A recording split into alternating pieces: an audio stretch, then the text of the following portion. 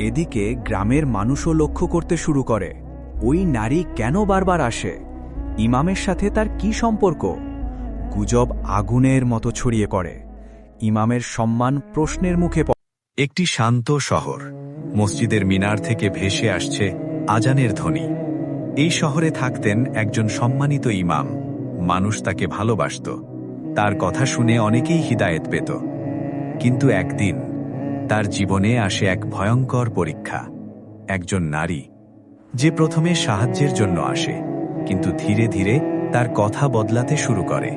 সে নিজের দুঃখের কথা বলে, একাকিত্বের কথা বলে। ইমাম তাকে শান্তভাবে শোনেন, সাহায্য করতে চান, কিন্তু হঠাৎ কথার ভেতরে লুকিয়ে আসে এক বিপজ্জনক ইঙ্গিত, একটি গুনাহের প্রস্তাব। ইমামের হৃদয় কেঁপে ওঠে। এটি শুধু একটি কথা নয়, এটি একটি ফাঁদ। পরের দিন নারী আবার আসে, আরও কাছে আসার চেষ্টা করে।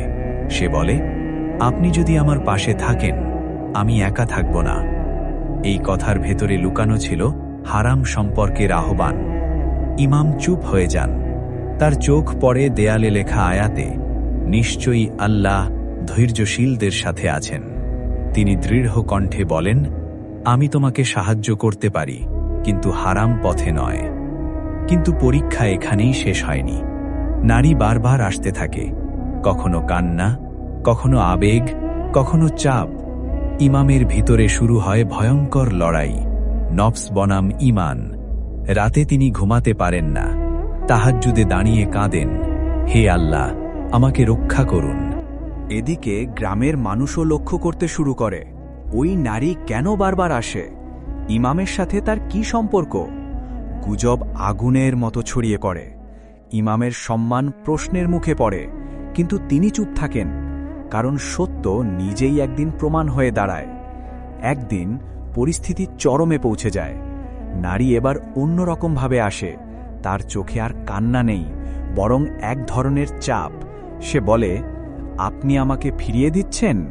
তারপর ধীরে বলে, যদি আপনি রাজি না হন, আমি সবাইকে বলে দিব। পুরো পরিবেশ থমকে যায়। ইমাম কিছুক্ষণ চুপ থাকেন। তার ভেতরে ঝড় চলছে, কিন্তু মুখে শান্তি। তিনি ধীরে উঠে দাঁড়ান, তার কণ্ঠ দৃঢ়, আমি মানুষকে ভয় করি না, আমি সেই আল্লাহকে ভয় করি যিনি সবকিছু দেখেন। দুনিয়ার অপবাদ শেষ হয়ে যাবে, কিন্তু আখিরাতের শাস্তি শেষ হবে না। এই কথা শুনে নারী থেমে যায়। তার চোখে পরিবর্তন আসে। সে বুঝতে পারে এই ঈমান ভাঙা যাবে না। সে ধীরে ধীরে পিছিয়ে যায় আর অন্ধকারের মধ্যে হারিয়ে যায়। সেই রাতে ইমাম দীর্ঘ সময় সিজদায় থাকেন। তার চোখে অশ্রু, কণ্ঠ কাঁপছে, হে আল্লাহ, আপনি আমাকে রক্ষা করেছেন। এটাই ছিল তার সবচেয়ে বড় বিজয়। কোনো যুদ্ধক্ষেত্রে নয়, নিজের নফসের বিরুদ্ধে। দিনগুলো একটার পর একটা পার হতে থাকে, কিন্তু এই গল্পের ভেতরে জমতে থাকে এক অদৃশ্য চাপ। সেই মসজিদের সেই ছোট ঘরটা, যেখানে একসময় শুধু কোরআনের তিলাওয়াত শোনা যেত, এখন সেখানে যেন নীরবতার ভেতর লুকিয়ে আছে এক অদ্ভুত অস্থিরতা।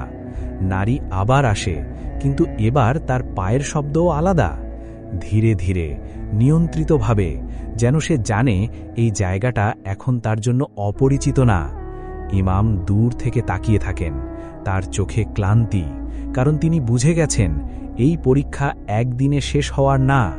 নারী বসে পড়ে আগুনের পাশে। আগুনের আলো তার মুখে পড়ছে, কখনো উজ্জ্বল, কখনো অন্ধকার, ঠিক তার কথার মতো। সে ধীরে বলে, আপনি আমাকে এড়িয়ে যাচ্ছেন। ইমাম কোনো উত্তর দেন না। আপনি কি মনে করেন আমি খারাপ?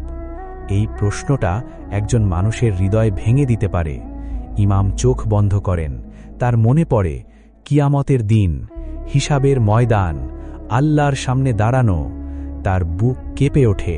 তিনি ধীরে বলেন, আমি কাউকে খারাপ বলি না, কিন্তু হারামকে কখনো হালাল বলতে পারি না। নারীর চোখে এক মুহূর্তের জন্য রাগ জ্বলে ওঠে, কিন্তু সে নিজেকে সামলে নেয়। সে এবার কৌশল বদলায়। সে নিজের গল্প বলতে শুরু করে, শৈশব, একাকিত্ব, অবহেলা। তার কণ্ঠ কাঁপে, আমার কেউ নেই, আমি শুধু একটু ভালোবাসা চাই। এই কথাগুলো মানুষকে দুর্বল করে দেয়। ইমামের হাত কাঁপতে থাকে। তার মনে হয়, আমি কি সাহায্য করতে পারি না? কিন্তু সঙ্গে সঙ্গে আরেকটা চিন্তা আসে, এই সাহায্য কি আল্লাহর সন্তুষ্টির জন্য? এই দ্বন্দ্ব তার ভিতরে আগুনের মতো জ্বলতে থাকে। রাত, আরেকটা রাত। তিনি ঘুমাতে পারেন না। মসজিদের এক কোণে বসে থাকেন। তার সামনে শুধু অন্ধকার। হঠাৎ তিনি উঠে দাঁড়ান, অজু করেন, তারপর নামাজে দাঁড়ান। প্রথম রাকাত, দ্বিতীয় রাকাত। তার কণ্ঠ কাঁপে। কুরআনের আয়াত পড়তে পড়তে তার চোখ দিয়ে পানি গড়িয়ে পড়ে। হে আল্লাহ, আমাকে রক্ষা করুন। এই দোয়া তার ভিতরের অন্ধকারে আলো জ্বালাতে শুরু করে। কিন্তু পরীক্ষা তখনও শেষ হয়নি। পরের দিন নারী আবার আসে, কিন্তু এবার সে একদম ভিন্ন। তার চোখে আর কান্না নেই, বরং এক ধরনের কঠিন সিদ্ধান্ত। সে দরজা বন্ধ করে দেয়। ঘরের ভেতর নেমে আসে ভারী নীরবতা। সে বলে, আজ আপনি সিদ্ধান্ত নিন। ইমাম তাকিয়ে থাকেন। আপনি কি আমার পাশে থাকবেন নাকি আমাকে ছেড়ে দেবেন? এই প্রশ্নটা একটা ফাঁদ, কারণ এর ভেতরে লুকিয়ে আছে আবেগ, চাপ, গুনাহ। ইমামের বুক ধকধক করতে থাকে। এই মুহূর্তে শয়তান ফিসফিস করে, কেউ জানবে না, একটু করলে কি হবে? তার হাত কাঁপতে থাকে। কিন্তু হঠাৎ তার মনে পড়ে কবরের অন্ধকার, আখেরাতের শাস্তি। তিনি চোখ খুলে ফেলেন। তার দৃষ্টি বদলে